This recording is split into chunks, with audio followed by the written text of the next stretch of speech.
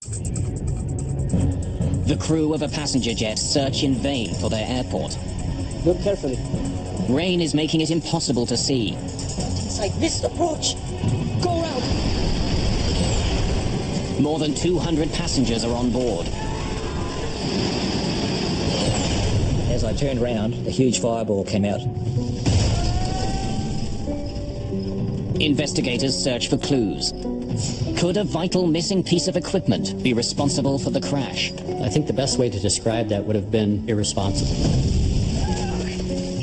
I know a lot of people could have walked off that plane that night. Nothing will change my views on that.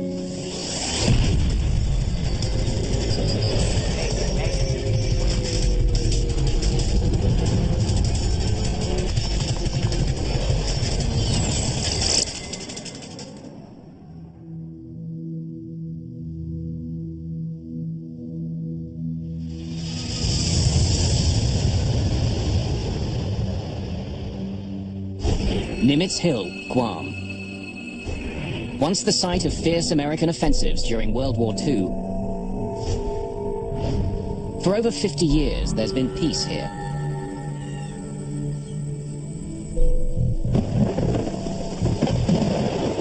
Now the hill is peaceful, invaded by hunters, and the normal quiet is broken by the roar of jumbo jets as they fly overhead.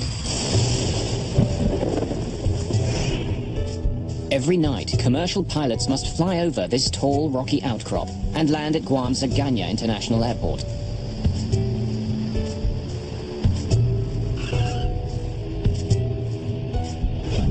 Flights come from airports all across Asia. Just past midnight, on August the 6th, 1997, Korean Airlines Flight 801 is on its way to Guam from Seoul, South Korea. 42-year-old Captain Park Young-chol is at the controls. A former Korean Air Force pilot, Park has been flying 747s for more than 6 years. Just a few months ago, he received a Flight Safety Award from the President of Korean Air for successfully handling a 747 engine failure at low altitude. Park is supposed to be flying to the United Arab Emirates tonight, but a scheduling change has put him in command of this shorter flight to Guam. In the cabin, Korean, Japanese, and Western tourists are heading for Guam's pristine beaches. Guam is a U.S. territory run under U.S. law. The island is tiny, fewer than 600 square kilometers, but there's enough sand to keep people coming.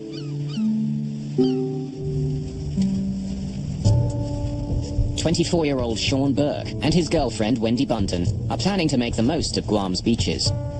They're flying in from San Diego for a vacation. Sean and Wendy were going to Guam to do some scuba diving, reef diving, and at the same time, they were going to visit her brother, who was in the Navy over there. He was a Navy doctor. Flight 801 is taking Barry Small back to work. He's returning to Guam from New Zealand for another 6-month contract as a helicopter pilot. But he does it with a heavy heart. The night before I left, my father had a heart attack, and I had to CPR him till the ambulance arrived, and decided to cancel the contract so I could help him. But he was insistent that you must carry on with your job. The flight is still a couple of hours from Guam, when the calm evening is brutally interrupted.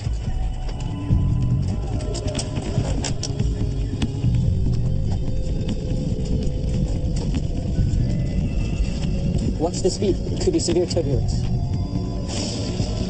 Make an announcement to have everyone in the seats with seatbelts on.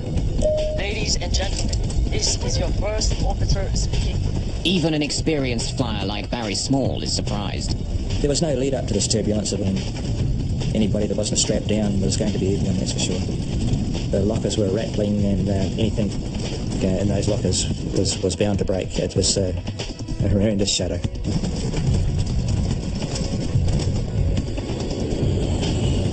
It's heavy turbulence. But the crew ride it out. Eventually, the flight returns to normal. We're through it. Let the passengers know. Ladies and gentlemen, this is your first officer speaking. We have cleared the turbulent area. but it's left some of the passengers shaken. It's okay, Rika. We'll be there soon. Ma'am, if you don't mind, I'm gonna move this duty-free up here for you. The cabin crew cleans up. And the passengers settle in for the rest of the trip. Because of the 12-hour stopover in Seoul and no change of clothes, it was getting rather uncomfortable in a tropical environment, and I took my shoes off just to relax a little bit and feel more comfortable. Captain Park and his crew begin looking ahead. They know there's more unsettled weather coming. Rain has been hitting Guam on and off all day. In fact, August is the heart of the island's rainy season. Small showers can pop up, making visibility unpredictable. In that particular part of the world, they have what's called a top hat thunderstorm. That is a very small thunderstorm that builds up at all times of the day, and it's very short-lived, so it wouldn't hamper the pilot's ability to actually conduct the approach. It's going to just obscure his view for some period of time while they're transiting through it. Just past 1 in the morning, Korean Air Flight 801 makes initial radio contact with Kurt Mayo, the radar controller at Guam's airport. Guam Center, Korea 801, leaving level 410 for 2006. Korean Air 801, roger. The crew aren't the only ones preparing to land. After more than 3 hours of flying through the night, the passengers get ready for the airport. I saw the lights of Guam, and I knew exactly where the aircraft was because I've been there many times before. Captain Park has navigated Nimitz Hill 9 times before, but this time there's a major difference. At airports around the world, pilots land with the help of a glide slope, an electronic system that helps planes safely touch down. If pilots follow the directions given by the glide slope, it guides them to the foot of the runway. The glide slope beacon at Guam Airport has been removed for extensive maintenance. Without the airport transmitter, Park's glide slope indicator in the cockpit is useless. Landing without a glide slope is rare, but it does happen. In Guam, the transmitter is scheduled to be out of service for more than 2 months. But impaired navigation is only part of the problem. Captain Park is fighting exhaustion. The Immigrants Classica is worked to the maximum. Probably this way, hotel expenses are saved on cabin crews and they maximize flight hours. Really sleepy. Now, as the plane approaches Guam, clouds and rain block their way. Captain, Guam condition is no good. It's raining a lot. It's been several hours since Captain Park and his crew left Seoul. Now the rain is making the late flight more difficult. Tired and fighting the weather, the captain begins the final approach to the airport. August the 6th, 1997. It's close to 1:30 in the morning. On Korean Airlines Flight 801, a tired captain is preparing to land at Agana Airport on the island of Guam. In the cabin, 237 passengers are getting ready to begin their holidays or get back to work. The flight, other than the turbulence, was totally normal. We had our meals, and it was just a totally normal flight in every way. As the jet approaches Guam, an erratic storm pushes rain and clouds between the plane and the airport. It's hard to see. The captain wants to make a small change in course to avoid the worst of the weather. Request 20-mile deviation to the left as we are descending. Guam Center, Korea 801, Request deviation 10 miles left of track. Korean Air 801, roger. Veering around cloud cover, Captain Park Young-chol struggles to get a clear view of his approach. And finally, he sees what he's been looking for. It's Guam. Guam. Good. Today, the weather radar helps us a lot. Korean Air 801, cleared for ILS, runway 6, left approach. Glide slope unusable. Air traffic controller Kurt Mayo reminds the crew that the airport's glide slope equipment is out of service. It would normally help them find the runway, but since it's under repair, it isn't sending out any signals. Then, with the crew in the middle of their landing sequence, something unexpected happens. The glide slope appears to come to life. Is the glide slope working? The glide slope, yeah? Yes. Yes, it's working. Why is it working? It's a confusing moment. Unsure what's happening, the crew continue to prepare for their landing. 60 check, gear down. Check. Approaching 1400. Since today's glide slope condition is not good, we need to maintain 1,404. Please set it. Set. At 40 minutes after 1 in the morning, Guam controller Kurt Mayo once again makes contact with the crew. Korean Air 801 contacting Ganya Tower 118.1. He passes the plane on to the airport tower and says goodbye in Korean. 안녕히가세요. 수고하십시오. 118.1. It's the last time he'll ever talk to the crew of the jetliner. The guy working here probably was a GI in Korea before. Aganya Tower, Korean Air 801 to intercept the localizer 6 left. Korean Air 801 Heavy, Ganya Tower. Runway 6 clear to land. Korean 801 Roger, clear to land 6 left. Flap 30. Flaps 30. As the plane descends, clouds and rain close in again. They've lost sight of the airport. Look carefully. Ladies and gentlemen, we're preparing for landing at Aganya International Airport in Guam. Please return your seats to the upright position, fasten your seatbelts, and prepare for landing. Set 560 feet. As the plane flies closer to the ground, the crew expects they'll see the airport any second. But the rain makes it hard to see anything.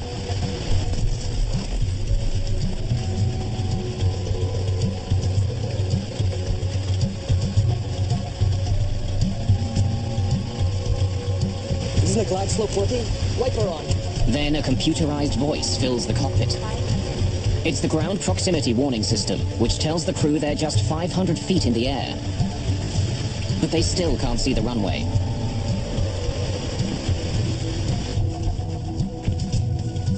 I'd done this flight many, many times before, and when I estimated we're about 30 seconds from landing, I bent down to put my shoes on. The plane is now just 200 feet above the ground, but still the crew can't see the runway. They're quickly running out of time. Let's make a missed approach. Not inside. Not inside. Missed approach. Go around. Go around. Perhaps.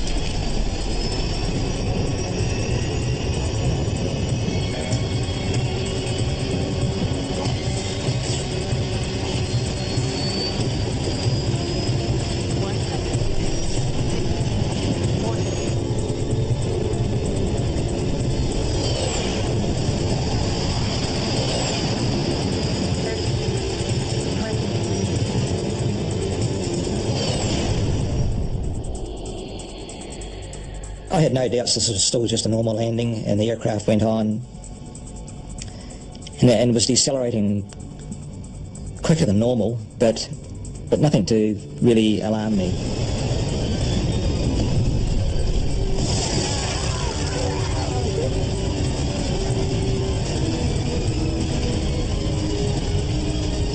Things were getting pretty serious then. The aircraft was starting to break apart.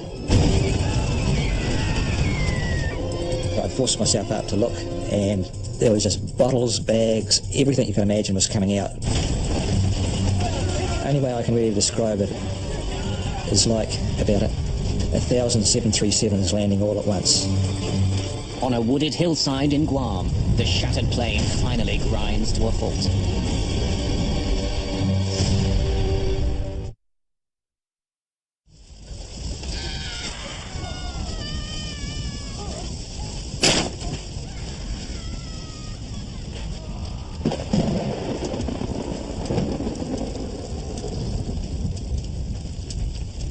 I was too scared to undo my seatbelt at that stage because I was waiting for the next bounce to go over another ravine or whatever was going to happen next.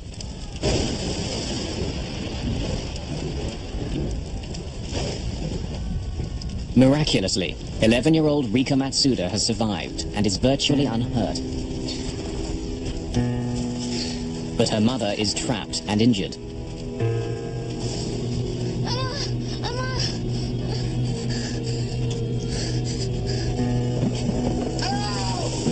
Barry Small is also injured and terrified that fire is sweeping through the plane.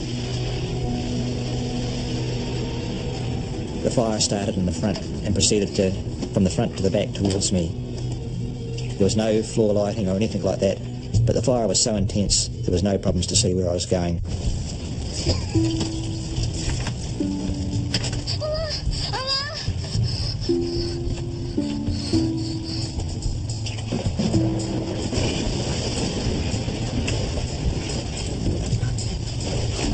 If help doesn't arrive soon, those who survived the initial crash may be trapped inside the cabin.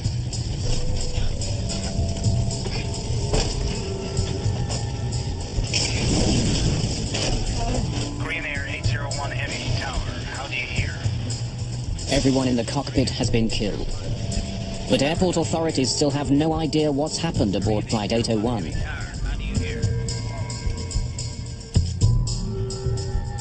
Hurt by the crash and desperate to escape the ruined plane, Barry Small stumbles towards an opening in the cabin. I got back these six seats, and then there was about a 6-foot drop down to the ground. The undercarriage had gone completely. I came across an obstacle that I had to cross because it was the only part that wasn't burning.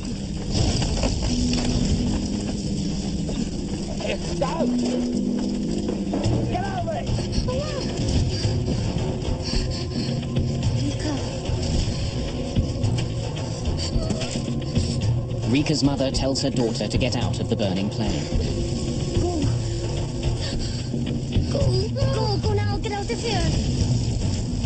Go. Now go. Go. You must go now. Go. The fire is spreading quickly. As passengers struggle to deal with the disaster, rescue workers don't even know the plane's gone down.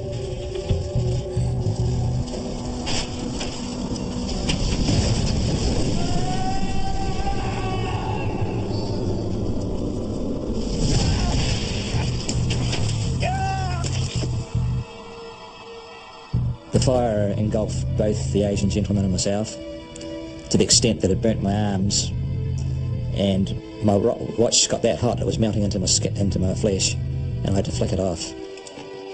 Minutes earlier, Kurt Mayo had passed the passenger jet onto the local tower controllers. Now he learns it hasn't landed yet. Approach a guy, did Korean Air come back to you? No, I cleared him to land, and I don't know where he's at. he didn't land? Negative. Oh my God.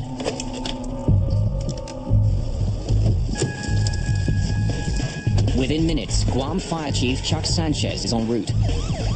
I was thinking, my God, 747, where is it at? Is it on island? Is it on sea? What is the plan here?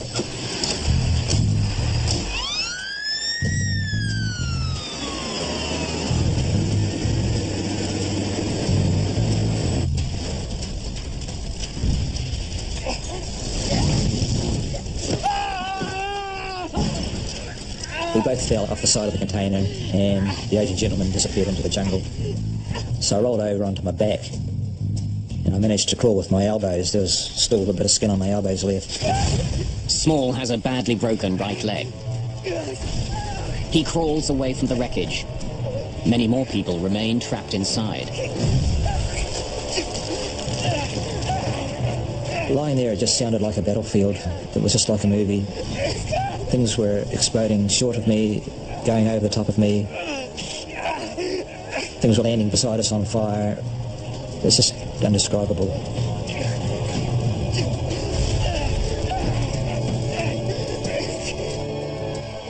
There's only one way for emergency crews to get down to the wreck site, along a single access road that runs beside Nimitz Hill. As they race to the accident scene, rescue workers discover a major obstacle. A pipeline has been ripped out of the ground by the crash and thrown across the road. There's no way around it. Having heard about the crash, the island's governor, Carl Gutierrez, has joined the rescue team. Engine Company 7, get this thing out of the way. You guys, get the medikits and come with me. We reached the closest point of approach to the crash site, which was up the hill, and probably about another 150 yards downhill. Your gentlemen turn on whatever lights you got to guide us down this path, and let's do it.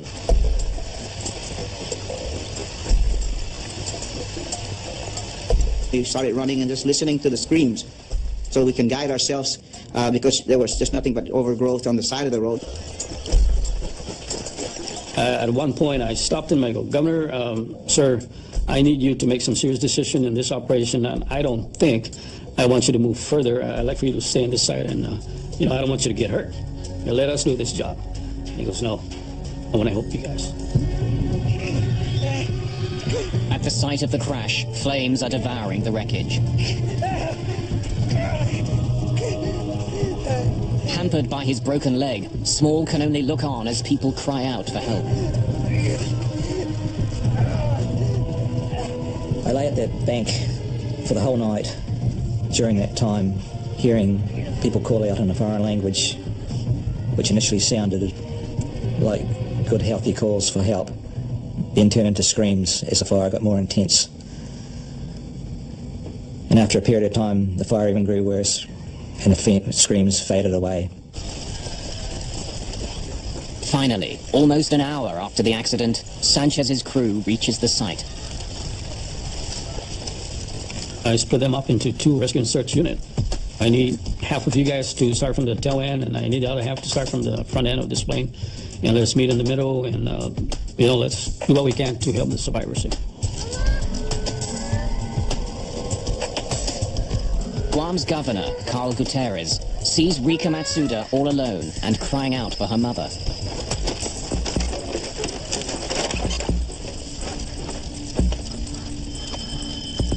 Don't cry, little angel. Everything will be okay. I did not dare let her go. It's something that I almost like there was a bond between me and that little girl. And I found out later she was 11, but she looked really smaller than 11 years old. Fire Chief Chuck Sanchez finds Barry Small in the swordgrass. He gave me his fire jacket and put it under my head to comfort me. All right, let's go. Later on, he was very distressed that he had to come back and get it back because he was getting burnt, dragging people and bodies out of the aircraft.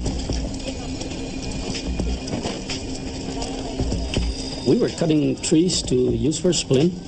We were taking off our protective gears to cover the survivors.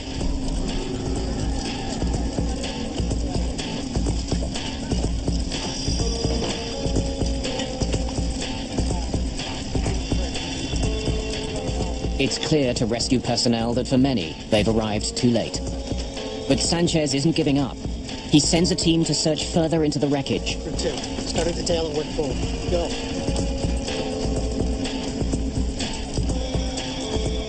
Well, I heard it was this large explosion, man, right where they were at.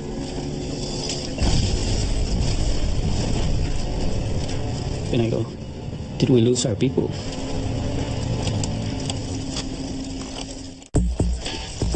A Boeing 747 has crashed on a rugged hillside in Guam, just a few miles short of the airport.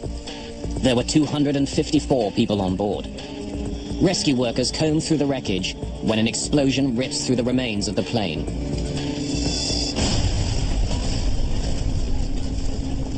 No radio transmission at all. We lost all transmission, and then finally somebody came out. Sir, we're okay.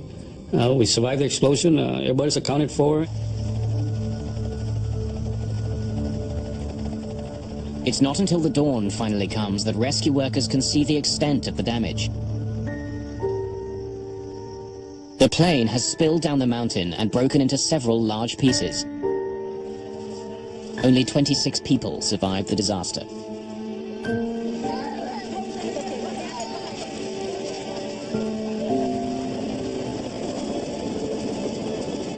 Friends and family are desperate for any news. Many bodies are badly burned. Although most of the passengers are Korean, Sean Burke and his girlfriend Wendy Bunton are among a few Americans on the flight.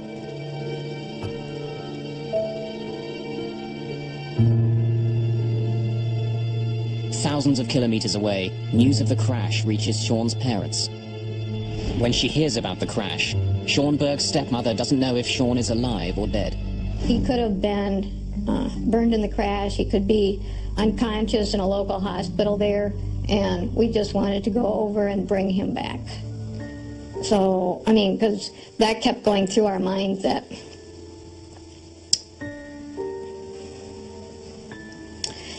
he possibly could be laying on the hillside.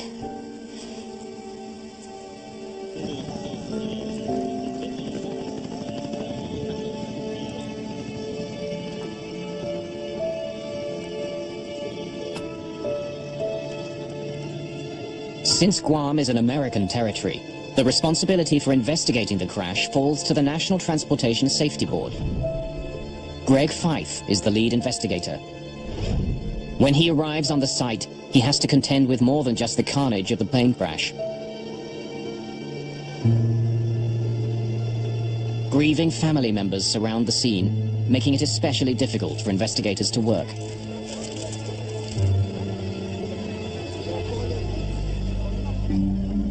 As an accident investigator, you have to keep your emotions in check. It's like being a doctor in an ER room.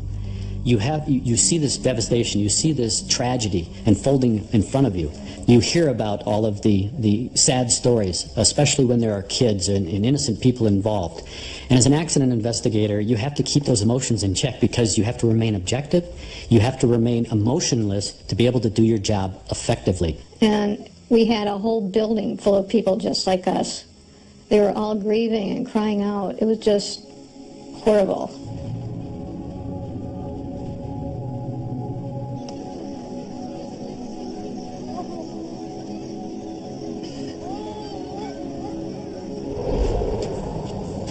One of the first things we did was we went out on site and we did what we call a site survey. We had to really get an understanding of what we were dealing with as far as the wreckage and how we were going to conduct the on-scene investigation.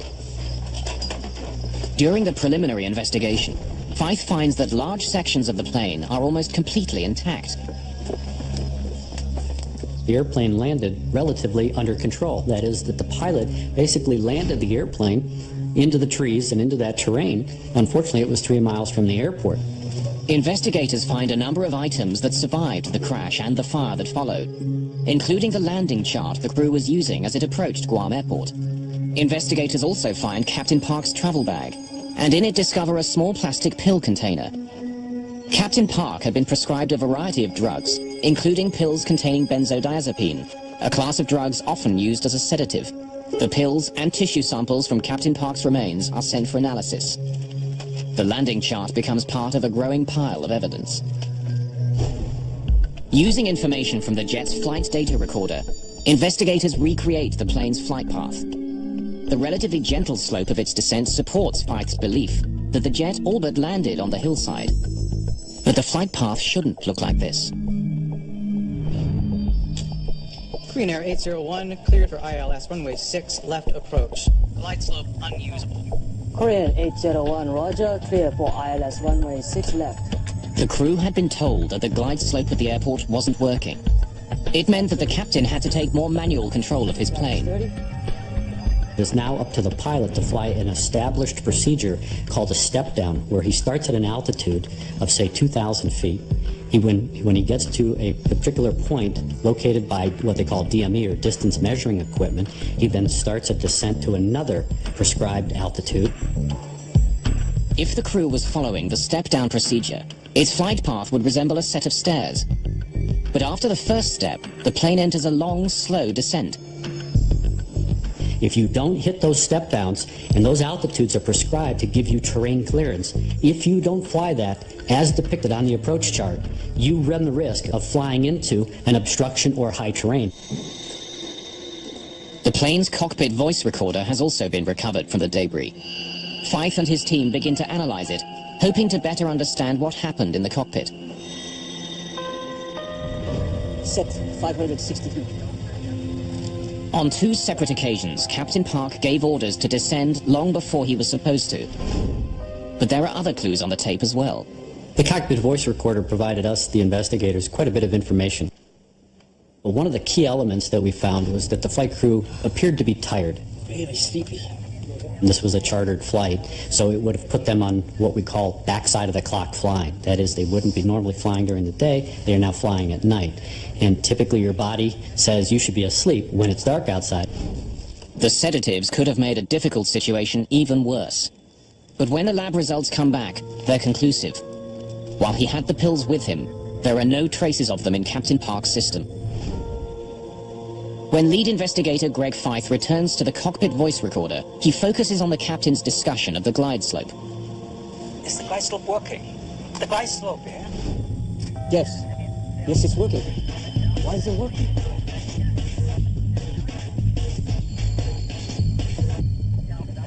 He started to see the glide slope needle move a little bit and started to question the other crew members as to whether or not the glide slope was actually working or not.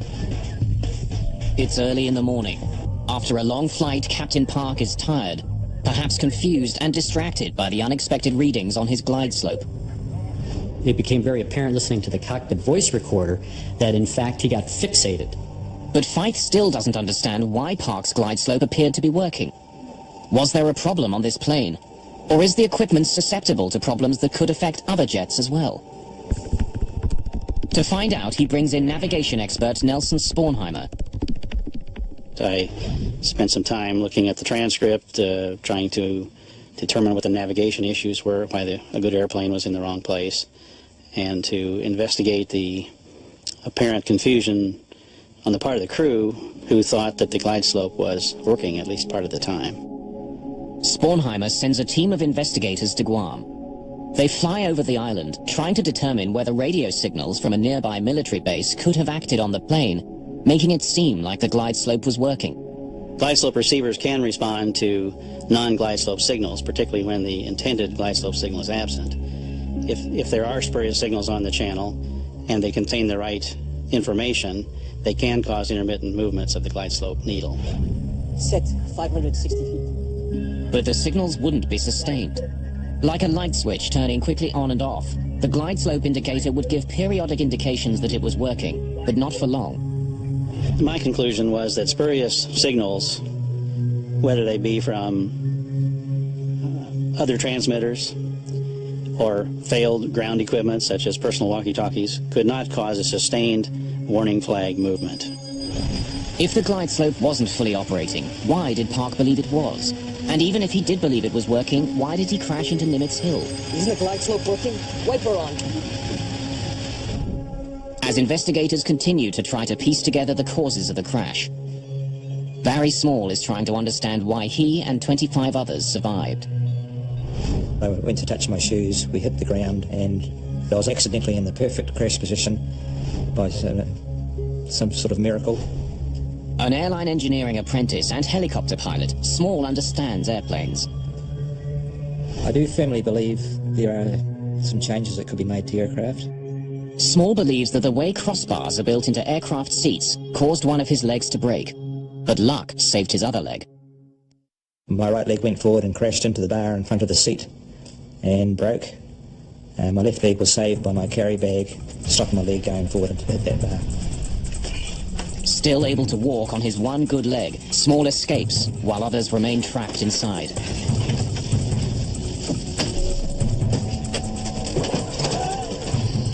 Since she's young, Rika Matsuda's legs are shorter than a normal adult. Sitting normally, her legs wouldn't have been pressed against the crossbar on impact, so she was able to escape the plane. Oh, now get out of here. While her mother died. Small is also convinced that the flames that first spread through the cabin of Korean Air Flight 801 were preventable. They estimate that those top lockers had over 462 litres of burnable alcohol on board. Had the plane been full, it could be at least twice that amount. During the crash, Small believes that the duty-free alcohol mixed with oxygen in the plane's ceiling. The combination ignited with deadly results. It's a fire he thinks could have been prevented.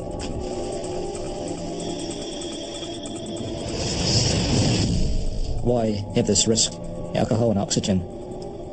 I thought, for aircraft it's about safety, and this is just a blatant breaking of the rules of safety as far as I'm concerned.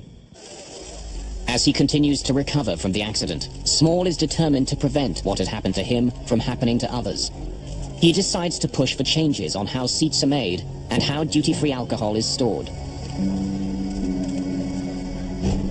For NTSB investigator Greg Fife, the biggest question still remains.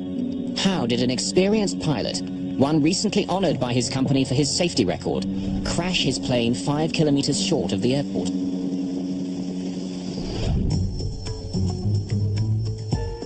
As the investigation continues, he discovers that the landing chart the crew was using was more than 6 months old and out of date. It's an indication that the crew could have been better prepared for the landing.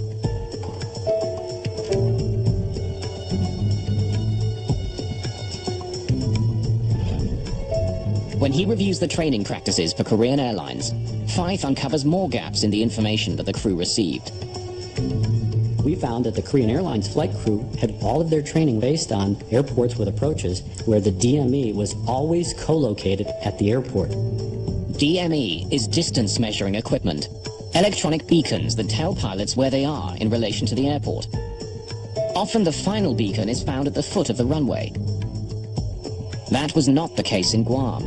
The airport was in fact 5 kilometers further on. Struggling to see through the rain, Park was unable to find the airport. Distracted by the unexpected glide slope readings, Park used the final beacon as a guide, expecting it to take him right to the runway. Let's make a missed approach. Not inside. Not inside. Missed approach.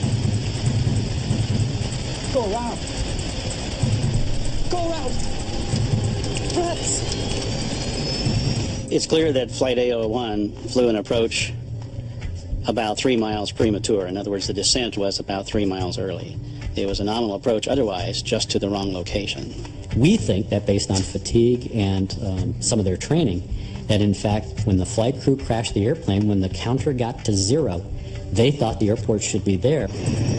A fully loaded 747 weighs more than 200,000 kilograms. Like an enormous ocean liner, it can't change course quickly.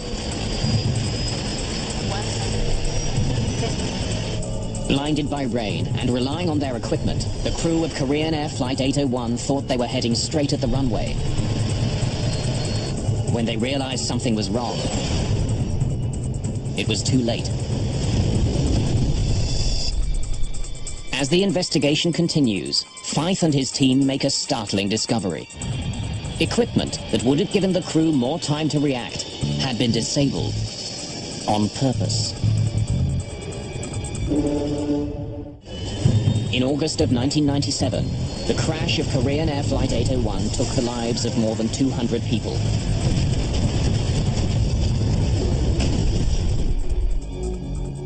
The final accident investigation report is published more than 2 years after the crash.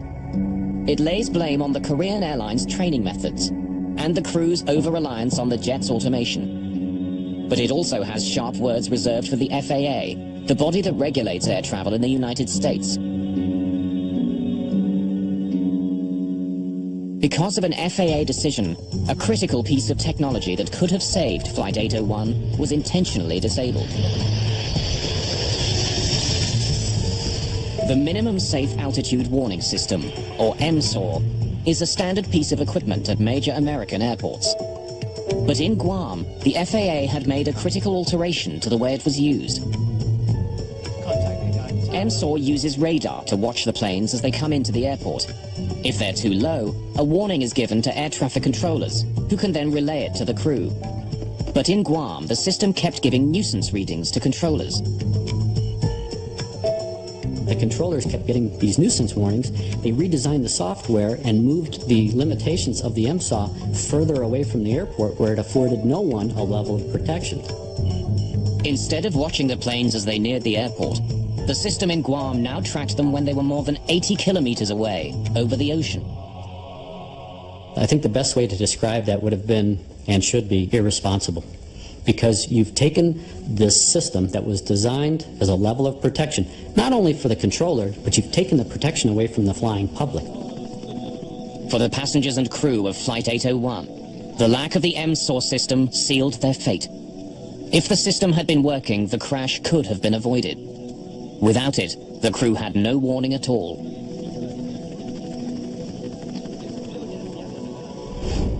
the two pilots didn't want to die.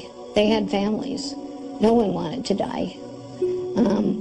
We still do not blame them. The bottom line is nobody wanted to be in that situation. It was just something that happened. For Barry Small, the years since the crash of Flight 801 have been emotional and frustrating. The Civil Aviation Authority in his homeland of New Zealand has acknowledged the potential danger posed by duty-free liquor on board, but so far no policies have been changed. His desire to modify airplane seat design has also been ignored. I have taken several steps to put this idea forward, and in a lot of cases it's initially met with enthusiasm, but it eventually ends up in the too hard basket, and when I try to approach seat design people, no one wants to hear about it. Sean Burke was never officially identified as a victim of Flight 801. Wendy Bunton was positively identified, but DNA samples only proved that a white male was on the plane near her. Bill and I never gave up hope that Sean had survived the crash.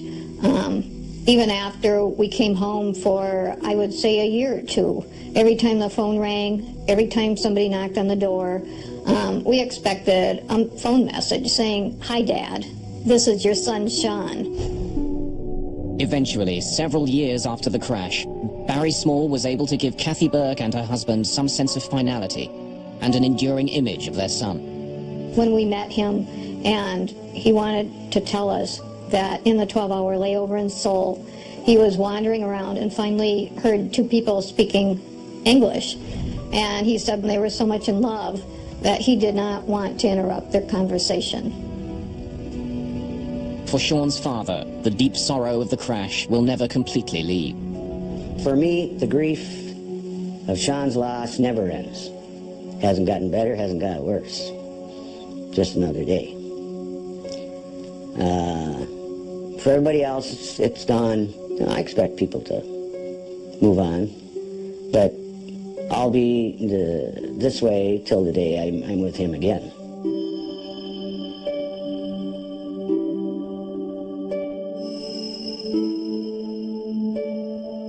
For Barry Small, there is anger too, but also incredible gratitude for surviving. So many people have told me that I survived for a reason. I've been searching for that reason for 9 years now. And I truly believe if someone would listen to my story about the oxygen and alcohol and the improvement of the seats, that I could justify in my own mind that I don't have to feel guilty about surviving.